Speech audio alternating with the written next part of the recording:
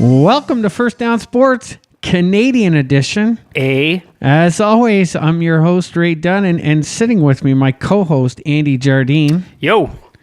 As always, at the back of the room on sound and audio, we've got Nick Dunn. That's me. Hey, Nick. Hi. Now, before we get into the show, we've got to talk about our sponsors. Again, we haven't resolved with our sponsors if they're actually going to be covering both shows. So we've got to sort that out. But in the meantime, let's give some love to Moose Light. I mean, if it's a Wednesday, Thursday, Friday night, you're going out for some beers, have yourself some Moose Light. This stuff is scary good. Scary. So scary. And if you're a sports team, an organization, school team, whatever the case may be, you need hats, shirts, jackets, go see our buddies at Doyle's. Socks. Doyle's Corporate Rules. Especially socks. Doyle's Rule.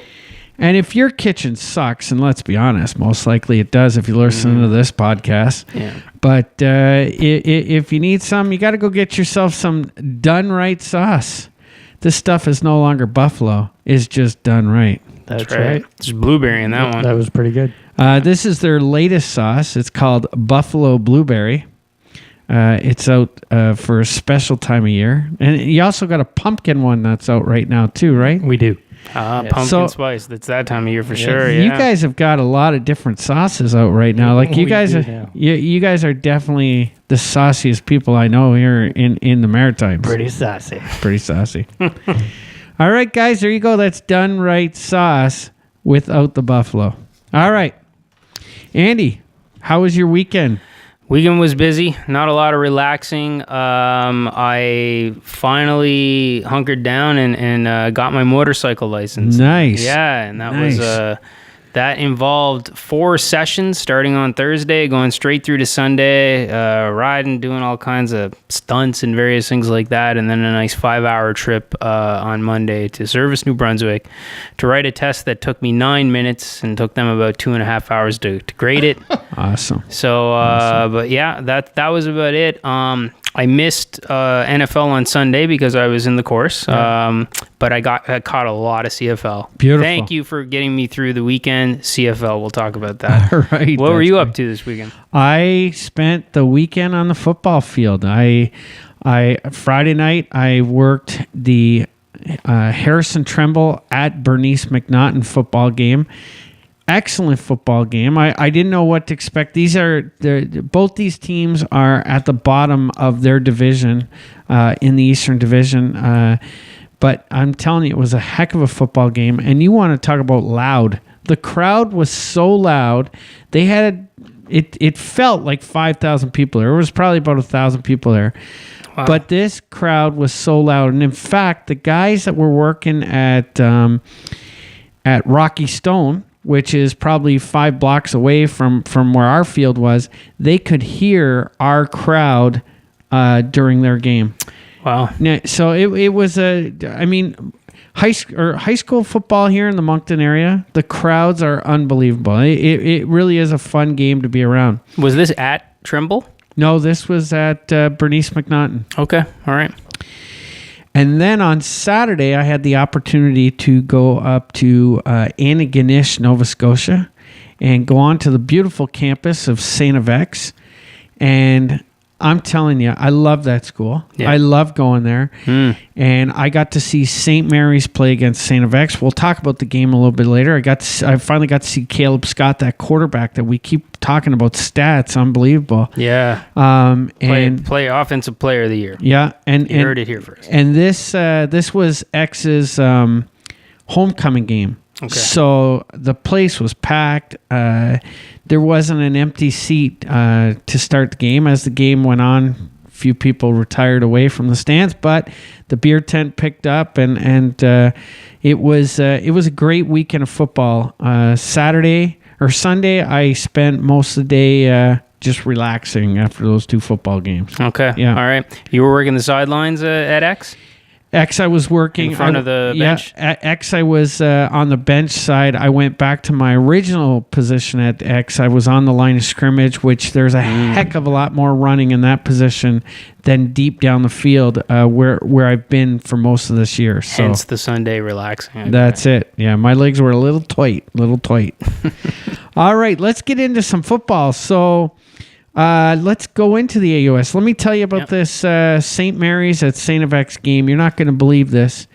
St. Mary's spoiled St. FX homecoming with a 50-yard strike from Caleb Scott for a touchdown with 16 seconds to go in the game. Back-to-back weeks of scoring in the final minute to win a game. Was it tied before this, or were they actually behind? They were behind. Oh, they were behind. X-Men, come on. X had an opportunity. They were down inside the 10-yard line, couldn't punch the ball into the end zone. Had they put that ball in the end zone, this game would have been over. Okay. Over. But they left the door open, and St. Mary's came down, drove the length of the field to win that ball game. Now, on the play, on that 50-yard pass, it goes to the wide receiver on the far side from me. And this is the thing about cornerbacks I just don't get sometimes. This cornerback has a shot at the ball. Okay. And he jumps up in the air to go for an interception. The ball gets through his hands into the receiver. The receiver didn't even catch it. The ball fell into his hands and takes off the rest of the way for a touchdown. All that defensive back has to do is knock the ball away, and this game's over. And it's not just AUS football. We saw this last week in the Tom Brady touchdown in the end zone where that defender had a chance to knock the ball away. What do you think? What's in the mindset? Is it? My biggest question is this: A, we got Madden. Number 2 is all these top 10 highlight reels that you see every week on Sports Desk. Are players so concerned with making that top 10 list that they forget about the fundamentals on the field? I think so. I think I've not been in the situation, but for pros, I think they go for the pick because they're making millions of dollars. They get huge incentives for interceptions and turnovers and various things like that. So I think that's what's happening in the pros. At this university level, again, I just think it's I'm gonna call it selfish, but it's kind of like a selfish brain fart. Like this kid probably saw the ball coming. It was right there for the taking. An interception for a defensive back is the greatest thing that can happen to you. And the rest of the game is really, you just cover the guy and the ball may never come your way. So I get it. And I think just in that moment when it's coming, you don't have enough awareness of where you are in the game and what the clock is at and how smart of a play and how big of a pat on the back you would have gotten from your coach if you just double hand knocked it down, like you're saying. He just went for the pick, and and to miss it, and so Caleb Scott, Offensive Player of the Year, you heard it, or MVP probably should have thrown a pick six there, and it just went through the kid's hands. Let's say, forget about the pick six. That ball should have been incomplete. It really should have been incomplete. Right. Instead, ball falls into the receiver's hands. Touchdown is scored. Caleb Scott gets named player of the game. And I have to say, X's defense had an awesome game. They held Scott to 288 yards of passing, 1 touchdown, 2 interceptions. Scott could not run the ball. And remember, the previous week he rushed for 158 yards. This week he had, I think, total of 20 yards rushing. So they bottled him up good. The defense really played well, and I feel bad. X should have won this game. Mm-hmm. They really should have won this game.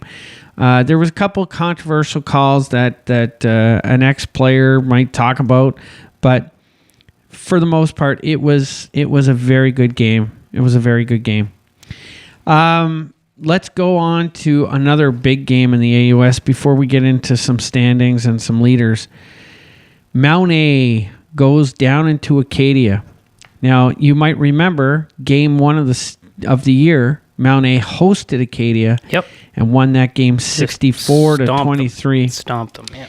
Mount A goes down there, and they have Troy Downton playing at quarterback because Jacob Laux is out. Yep. Plus, they have no Chris Reed at running back. Mm-hmm. Mounties put up 14 points in the first quarter of the game. And unfortunately for the Mounties, those were the only 14 points they'd score. All right. And Acadia came back, and after a couple field goals and finally a touchdown the second quarter, Acadia wins this game 33-14. The most interesting thing about this, Downton goes 129 yards, 1 touchdown, 3 interceptions, but there's not one catch by Richards, number 19, that big receiver that we talk about. Yeah. Well, I'd say that's it for my Mounties in the playoffs. Let's talk standings for a second. So after this weekend's games, that puts St. Mary's at 5-0. Acadia is now in second place at 3-2. Yeah. St. FX is now 2-3 at third place. And then fourth is Mount A 1-4 and Bishop's 1-3. All right, Bishop's had a bye. Now remember, there's still 4 games to go in the season. And the top 3 teams move on. Right. So this weekend, St. FX is traveling to Mount A. That's a big ball game. Mount A needs this win in order to have if Mount A loses this week against St. FX, it's definitely over. Their season's done. Yep. X still has some room here. They're holding second place right now, and Acadia is heading down to Bishop's. My money's on Acadia for that one. So I think Mount A is okay, but they've got to win this weekend. Well, they have to Aaron Rodgers this. They have to win out now. They got to win out. Because, technically Bishop's is actually in fourth right now because they have one fewer game, right? So that's right. Yeah, so, they have to win out. Let's be honest. Yeah. Okay. So this weekend coming up, you've got St. FX at Mount A and you got Acadia at Bishop's. Any idea if we have Luke's for the next game? I don't know what the status is on him. I haven't put in my Jay Glazer call yet, but hopefully he's in. Yep. Hopefully he's back. Let's just talk about some leaders in the AUS right now. So in passing yards per game, Caleb Scott is the leader in that. He's got 334 yards per game that he's averaging. Woo. Right behind him is Jacob Lux with 242, and then Acadia quarterback Cody Cluett for 214. In rushing, you have Jordan Sholakchuk. Sure. Okay. It's a very tough. I hear the announcers say it, and this kid is an amazing running back. And let me just throw, I didn't talk about this stat, but this kid, even though they lost this week against St. Mary's, he rushed for 210 yards and a touchdown. So this kid is the real deal. Then second place, wait till you hear this, second place for rushing is Caleb Scott, St. Mary's quarterback, 494 yards. Yeah, I was about to say he's probably up there in rushing yards per game too. He is. This guy's got this thing locked up unless he gets hurt. He really is a stud. This is his league. In receiving, you got Archilus Jack from St. Mary's, 449, and then Richards from Mount A at 412, and Hastings from Acadia at 342. And Richards never caught a ball this weekend. Didn't catch a ball this weekend. Now, the interesting thing about these numbers, when I review them, it's all St. Mary's, Acadia, and Mount A. And again, when you look at Mount A's record, they're 2 points away from being, 3-1. Yeah. Yep. Anyways, Mount A's got a pot. They've got to win out, like we said. Let's give a little update on St. Mary's though, because these guys have been doing fantastic. Here's your top 10 universities across Canada. Montreal is still holding at first with a 4-0 record. Calgary Dinos are right behind them at 5-0. Laval University's in third place, 4-1. Western 6-0 at fourth. Western's got to get some love and be bumped up. Those 6-0, yeah. Come on. Yeah. Laurier 4-1, McMaster 4-1, UBC 3-2, Regina 3-2, and now St. Mary's has moved up from spot 10 to spot 9 with 5-0. Nice, man. Come on, give the AUS some love, folks. St. Mary's has got to be up there in that 6th or 5th spot. Yeah, they've got to be. Well, you know what? Moving from 10 to 9, they're the only team in the AUS getting any attention, and that's a big that's a big field, right? There's a lot of competition that those guys face that St. Mary's doesn't. So I'd say they're getting some respect here, and keep winning, you'll keep climbing. Yeah. Guelph, number 10, is in at 3-3. So there's your top 10 in the USports men's football division across Canada. Awesome. That's your AUS University update. Excellent. Go Mounties. Let's talk some CFL. Yeah, and I want to thank the CFL for getting me through the weekend. Not only was I occupied during the day and so on, but watching my Browns right now is like watching somebody else's kid play Timbit hockey. I mean, it's rough. So I really, the CFL is really helping me, continue to be a football fan. Let's just put it that way. And I want to talk about the most exciting game of the weekend. I managed to watch 2 games in their entirety, and a little bit of a third one. This game, Toronto at Hamilton. Now, your lock of the week last week was you were picking Hamilton. Yeah. Which is fine. I mean, you had the jersey. I had the jersey. Yeah, there was some momentum and some adrenaline there. It's on the wall. Mr. now. Holmes over there, so I get it. Toronto is just it jumped into first place. Their offense just continues to fire, and they really seem to be the team to beat in the East. And what a game, man! So I took some notes here as I was watching it. Nice, So the Ticats came out and their offense was flying. Like the Hamilton's CJ Gable, their running back, he's a monster. This guy's a monster. He had a big game. They were firing early. 157 yards, 2 touchdowns by Gamble. Absolutely, yeah. Ticats come right out and score. First possession for the Argos, Ricky Wray got sacked by, I think, 6 Hamilton Ticats. So I think possibly on the box score, it's broken down by 1/6 of a sack, I think. He got absolutely annihilated. And then all of a sudden, it goes back and forth a little bit. Then we get a big-time punt return. Like you said, punting in the CFL is a scoring play. Yeah. Big-time punt return for the Argos to tie it up. Then Wray catches fire, throws his 19th touchdown of the season. Hamilton had a field goal in there. Gable kind of takes over the game a little bit. They score, they go for 2, 21-14. And Mazzoli ends up, the quarterback for Hamilton, fumbles in his own red zone. And the Argos turn that into a score. It keeps going. Long story short, Rick, they're up, the Hamilton Ticats are up 35-27. And Ricky Wray, it's inside 2 minutes in the fourth quarter, throws a pick. Wow. Okay?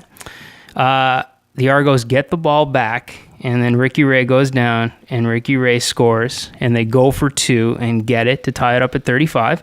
And the Argos score an OT on their first possession and manage to stop Hamilton and just break their heart. And so I was so impressed with it. The Argos are definitely tugging on me for my fanship. So watch out, Red Blacks, because this is not a faithful thing right now. We support you here, but these Argos are becoming really fun to watch in the East.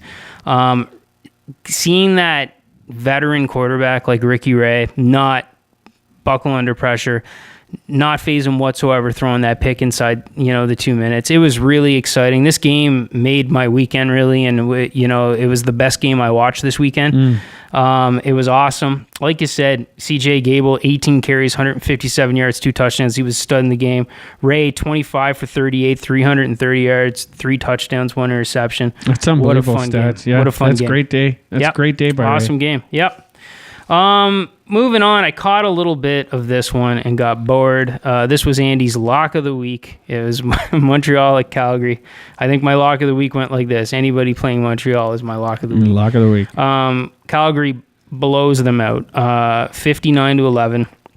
Our buddies over on the at the 2 and Out podcast, Travis Cura, the host, really doesn't like Drew Willie. I don't think. Okay. I can't tell. Talks about him all the time. So what happened was Montreal started this quarterback, Drew Willie, who normally just comes on in short yard situations, but he had to start. Played okay. I mean, there wasn't a lot going on there, but Montreal stinks on both sides of the field. I don't know. I can't wait to hear 2 and Out, which will come out tomorrow, and hear what they had to say about Drew Willie. Terry Williams, running back for Calgary, 16 carries, 156 yards, 3 touchdowns.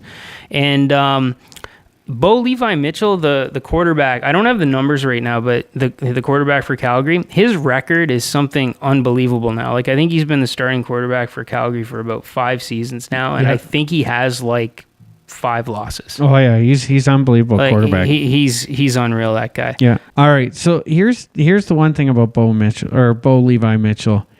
I just was listening. I was playing around on the Rogers Sportsnet app the other night. Okay. And Bo Levi has his own 15-minute little podcast each week. Oh. So he's in competition with us.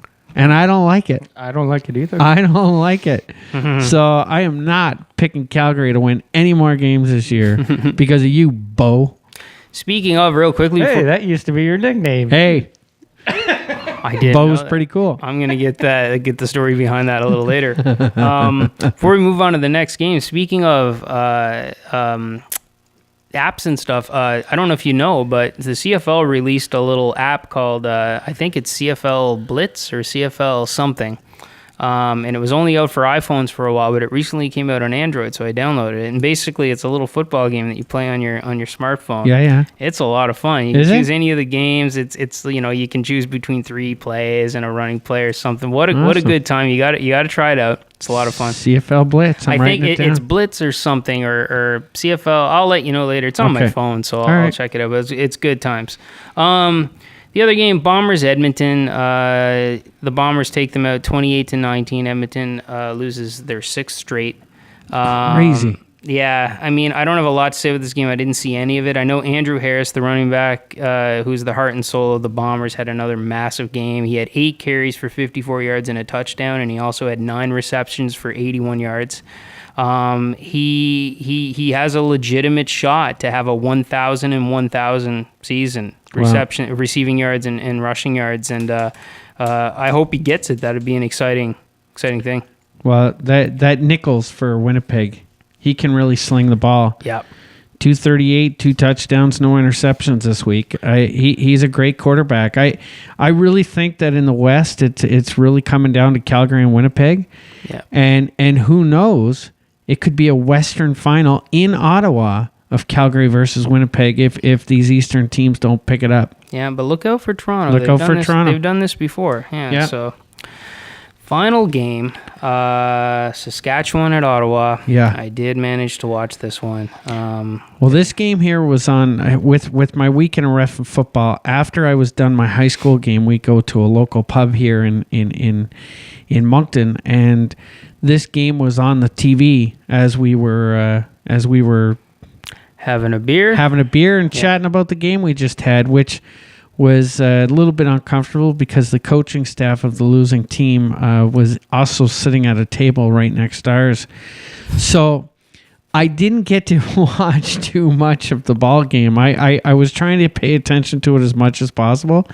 But let's talk about what took place. I mean, Lindley's back out for Ottawa. Yep. You knew that was going to be tough. Yeah. Glenn for Saskatchewan, I'm not a big believer in his, but tell me what you thought about this game. Well, the interesting thing was right off the bat, the Riders' first drive lasted 6.5 minutes. Like, they ate up almost half the first quarter with their first drive, and they end up turning it over. So there was no score. Lindley was pretty good early. Like, he was moving the offense really well. They scored. They went up 17-0. Right? I mean, it was 11-0 at the half, and then they came right out and scored again, and Lindley was moving the ball. And 17-0 right after half. 11-0 at half, and then right away, 17-0. Wow. And then all of a sudden, the Riders got a punt return for touchdown. Again, the punt is a scoring play, right? Yeah. And the momentum shifted, and you could kind of see that the Riders figured out Lindley. They figured him out, and though there was, like a field goal here and there or whatever, they had him figured out to the point where at the end of the game, they decided that they would rather kick it into the end zone, take the 1 point, and defend. And they, because there was time for Ottawa to come back down the field. Not a lot, but there was time. But they truly felt like they had it figured out. So instead of going for the long field goal that I think was in the guy's range, like I think it was something like a 50 3-yarder or something. It was within the guy's range. Instead, they punt it to the corner of the end zone. The return guy for Ottawa catches it, tries desperately to get it out, and can't. Like, they pin him against the line and basically can't get out. They get the 1 point, and Saskatchewan held on for the 1 point win by Rouge, man. 1 point by Rouge. It was a heartbreaker. A Rouge can be a backbreaker. Can I tell you about a quick high school game this weekend? Mm-hmm. I was not in this game, and I wish I was at this game. Jeannie was at this game with her sisters because her nephew plays for Moncton High. Yeah. So right off the bat, she calls me afterwards wanting to talk about this game. And in the game, we had a play. The quarterback throws a reception 20 yards downfield to a wide receiver wide open. And that wide receiver catches the ball, starts making his way downfield, and open field kicks the ball down into the end zone, rolls out the back for a Rouge to win the game. Wow. For a high school player to have that knowledge to do the open head or open field kick. Now, what they were planning for, and the coaching staff didn't even know, it was Rear Review that made this play. What the coaching staff didn't even realize, or most of the coaching staff didn't even know the play was in the books, is what I'm being told. Only a few people knew about it. But the big thing about this play is what the point was, to kick it into the end zone. Yeah. Because all the players behind the guy that kicks the ball are now onside and have, they get a free shot at the ball. Right. So the plan was to kick it into the end zone and then, get on the ball in the end zone for a touchdown. But instead, it rolls out the back, and they end up winning on the Rouge anyways. Wow. So nice. There's an interesting play from a high school kid. Well, that's I'm sure they called that play, but if he just thought of that on his own, that would be the opposite of the headspace you were talking about. Exactly. Kid trying to pick it off. Just before we leave the CFL, let's just talk about some passing yard leaders there. We got Mike Riley from Edmonton that still is leading the CFL, even though they're on a 6-game losing streak. Wow. Ricky Ray's right behind him with Bo Levi Mitchell. And rushing yards, you've got the Calgary running back, and then you've got Andrew Harris from Winnipeg, the guy you're talking about. Yep. Here's interesting. Harris, who was in first in passing yards, has now slid to fifth because this is his third game in a row he hasn't played, right? Yeah. Receiving yards, Greg Ellison is from Ottawa, still in first place. So Ottawa, they need some support at that quarterback. They need to get Harris back. I don't know what the timetable is on that. We'll have to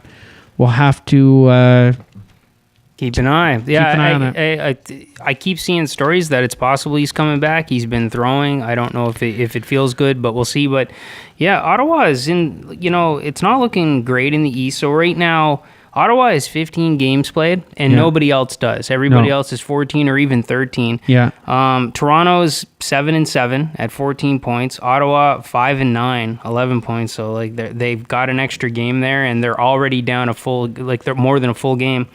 Hamilton, 3-10. That is what it is. And then Montreal 3-11. So it's going to take a lot for Ottawa to pull this off. I think they're going to need a little bit of help from Toronto. Toronto's going to have to slow down because this is Argos football. Argos football. Yeah. And over on the western side, just real quick, I mean, Calgary's in first place overall in the league at 12-1-1, followed by Winnipeg at 10-3. The rest teams are similar to the eastern side, but Calgary and Winnipeg are really the two top teams right now in the CFL. Yeah, absolutely. Right. Now, before we move on, watching all this CFL this weekend, and then, even in the AUS, I'm starting to notice, and I want to talk a little Canadian football rules, I guess, or strategy with you. And it's this whole concept of carrying a second quarterback specifically to run your short yardage offense. Yeah. Going for it on third down as opposed to fourth down is very common, and I can imagine the success rate is super high. It's almost an automatic that the teams trot out. If it's 3rd and 1 or maybe 3rd and 2, they trot out this little short yardage team with their short yardage quarterback, and they go for it, and they get it almost every time. Why is that so common and so popular to the point where CFL teams carry a second quarterback? Like I was telling you, Drew Willie is the short yardage quarterback. He had to start for Montreal. But like, why neutral zone and why that makes it? Well, the 1 yard neutral zone does benefit an offense. There's no question about that. It's tough for the defense to get its push. But that being said, think back to when Tim Tebow was picked up by the Jets. Mm-hmm. Do you remember Rex bringing him in on third down and short? Like you did see that once in a while in the NFL, but in the CFL, like that 1 yard of a neutral zone space, that does help the offense. And if the offense can get a good push off the line, then you can get a smaller quarterback weaseled in, if you will, in for that first down. Or sometimes they bring a more of a linebacker type quarterback, and they run like a sweep tackle inside the tackle kind of thing. Yeah. But it is more common in the CFL or in Canadian football, I'd say mainly because of that neutral zone. Gotcha. Yeah. All right, well, CFL next week, Week 16. Hamilton is at Winnipeg. That's your Friday night game. On Saturday, there's 2 games. Saskatchewan at the Argos. Beauty. And then Ottawa at BC. See if they can hand them their 7th straight loss. Yeah. And then Monday night, Edmonton at Montreal. Lock of the week, Ray. You know my rule. Lock of the week. Well, I wish I knew Harris was playing, but I definitely feel comfortable taking Ottawa and BC. In BC, okay. Yeah. Gotcha. What about you? Well, and I think I was wrong there. It's actually the Eskimos that have 6 in a row. Lost 6. Yeah, so I was wrong there. So Edmonton is at Montreal. Okay. And I tell you, my lock of the week is anybody facing Montreal. So I'm going to go ahead and pick the Edmonton Eskimos breaking their losing streak. They're finally going to win a game. In Montreal. Yep, wow. Absolutely. Yep. All right. That's my lock of the week. There you go, guys. That's our lock of the week. Now, Andy, do you got any final thoughts before we get out of here? No, just again, thank you so much, CFL, for getting me through my weekend, and you'll probably get me through this next one, too, because I don't really see things improving much with my Browns. I'm just going to leave it at that. You're going to leave it at that. All right. Yeah. Well, before I give my final thoughts once again, let's talk to our sponsors who we really need a commitment from you to see if you're going to actually sponsor this show. Hey, you're getting free advertising. You're getting free advertising right here. And I'll take it. Once again, that's Moose Light. Wednesday, Thursday, you know the drill. Get yourself a Moose Light. It's scary good. Scary. And if you're a sports team organization, you need hats, shirts, jackets, go see our buddies rods. The Doyles. The Doyles will look after you. Doyle's Corporate Image. Those rule. And again, if your kitchen sucks and you need some something to spice it up, try out some Done Right sauce. And this particular one's the Buffalo Blueberry. Yeah. How come it's not Done Left sauce, just out of curiosity? Oh, my God. I just saw a great thing from Seinfeld, how left never gets any love, and you're proving it right here. Just end the show. All right. My final thoughts before we get out of here is I want to thank everybody for paying attention to our Canadian show, giving it a try, giving it a listen. The results this week were unbelievable. We had a lot of listeners for our first show. So thanks again for tuning into this Canadian show as well as our regular show. Don't forget to go to our website, firstdownsportspodcast.com, and enjoy this week's games in the CFL and AUS. Have a great week. Don't forget, if you want to watch this instead of listen to this, youtube.com, search First Down Sports Podcast. That's right. I always forget the YouTube channel. Check it out because Andy's doing some fabulous work on our YouTube videos. Have a great week, guys. Bye.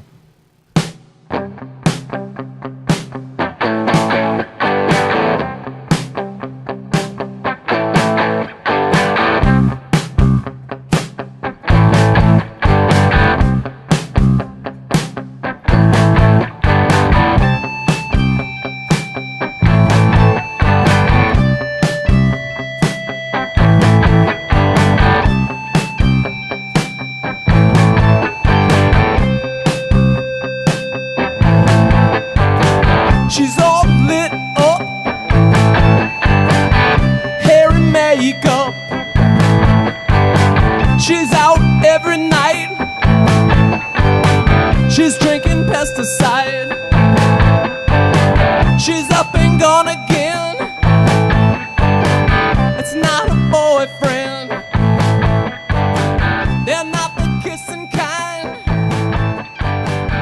just